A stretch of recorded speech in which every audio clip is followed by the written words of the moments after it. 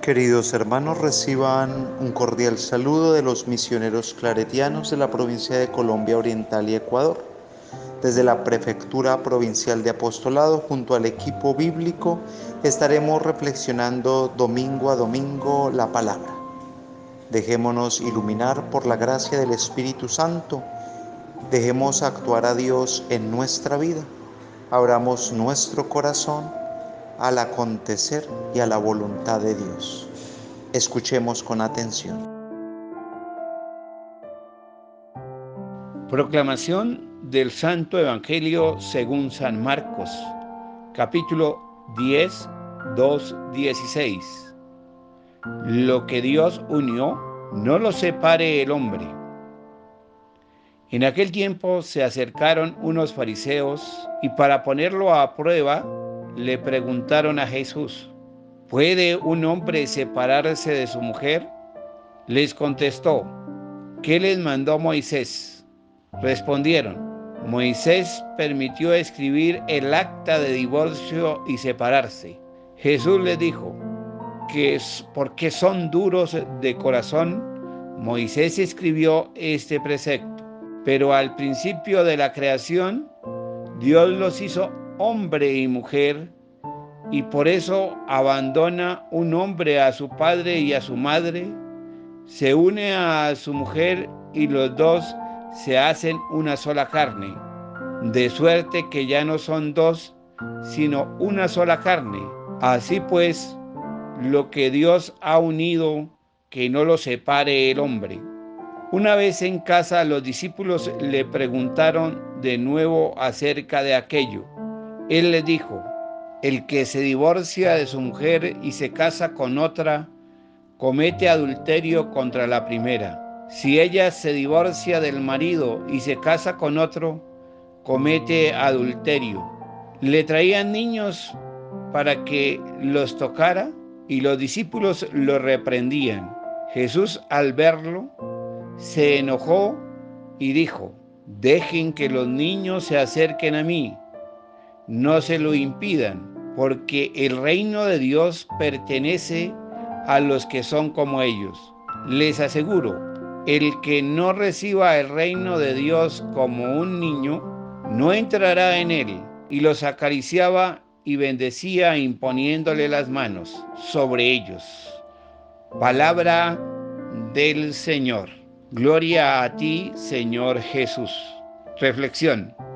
Son verdaderamente dos en una carne, y donde la carne es única, único es el espíritu, nos recuerda Tertuliano. Jesús avanza en su enseñanza mostrando cómo espera que se viva el discipulado en el ámbito familiar, particularmente dentro de la relación de pareja. Tengamos presente que la enseñanza de Marcos 10, 12 no puede ser aislada del conjunto de la formación que Jesús ofrece a sus discípulos en el camino hacia Jerusalén. En todo lo que se refiere a la relación entre el marido y la mujer, se aplican las actitudes características del discipulado enumeradas hasta ahora: el negarse a sí mismo, el tener fe en la persona y la palabra de Jesús y la disponibilidad para servir por amor a los hermanos. Aquí se presentan dos diálogos: el diálogo de Jesús con los fariseos, 10, 2, 9, y el diálogo de Jesús con sus discípulos, 10, 12. El diálogo de Jesús con los fariseos, encontramos un grupo de fariseos que se acerca a Jesús para confrontarlo. Le plantean una pregunta, a la cual Jesús responde con otra pregunta. Y a partir de la respuesta de ellos, Jesús entonces expone su enseñanza. Una prueba para poner a la gente y al rey en contra de Jesús. Se acercaron entonces unos fariseos para ponerlo a prueba y preguntaban: ¿puede el marido repudiar a la mujer? En este evangelio, solamente Satanás y los fariseos ponen a prueba a Jesús. ¿Qué pretende esta prueba? La prueba consiste en poner a la opinión pública en contra de Jesús. Todo se concentra en una sola idea. ¿Qué es lo que le es permitido hacer al hombre? La reacción entonces de Jesús tiene dos partes. La clarificación de la prescripción de Moisés sobre el divorcio, y lo que realmente vale es el anuncio del reino de Dios a partir del Padre Creador. Jesús interpreta la razón de ser de la norma de Moisés. Se trata entonces de una prescripción divina para regular un caso conflictivo en la vida de la pareja, el cual se ha vuelto insoluble debido a la dureza de corazón. Esto es debido a la cerrazón, a la terquedad, al capricho de los sentimientos, a la incapacidad de abrir el corazón un poco más y ceder. El contexto es un llamado a la conversión de un corazón cerrado a un corazón abierto. Hay que abrirse a la bondad y a la grandeza de Dios y estar dispuestos a hacer la voluntad de Dios. En pocas palabras, la dureza del corazón es la resistencia del corazón humano frente a la voluntad de Dios, al no querer convertirnos. Jesús interpreta el querer del Padre Creador sobre la vida de pareja. Hombre y mujer fueron creados para la complementariedad. Él los hizo varón y hembra. Son dos formas distintas de ser humano. Varón y hembra, pero son el uno para el otro. Se dan la mano el uno al otro. Hombre y mujer fueron creados para la unidad. Por eso dejará el hombre a su padre y a su madre, y los dos se harán una sola carne. Hacerse una sola carne es hacerse un solo ser viviente. Todo apunta entonces a la comunión. La enseñanza de Jesús.